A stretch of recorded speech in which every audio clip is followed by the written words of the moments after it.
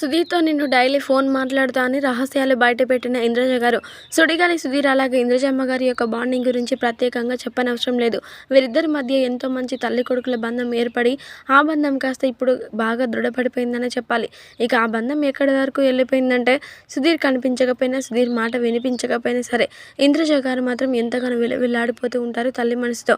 మరి ఈ నేపథ్యంలోనే ఇప్పుడు మాత్రం సుడిగాలి సుధీర్ బుల్లితెరపై తనకంటూ ఒక స్టార్డమ్‌ని సంపాదించుకొని, ప్రస్తుతం వెండితెరలో హీరోగా చలామణి అవుతున్న సంగతి తెలిసిందే కదా!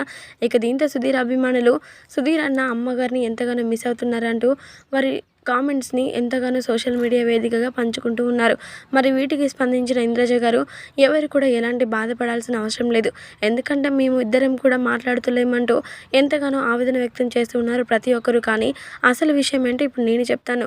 సుధీర్‌తో నేను కనీసం ఒక్కరోజైనా సరే ఫోన్ మాట్లాడకపోతే ఉండలేను. ఎందుకంటే సుధీర్ నాకు సొంత కొడుకు కంటే కూడా బాగా దగ్గరైపోయాడు. సుధీర్ మాట వినిపించకపోయినా కానీ నేను ఎంతగానో ఆవేదన వ్యక్తం చేస్తూ ఉంటాను. ఆ విషయం సుధీర్‌కి కూడా తెలుసు. అందుకే సుధీర్ నాతోని ప్రతిరోజు కూడా ఫోన్ మాట్లాడుతూ ఉంటాడు.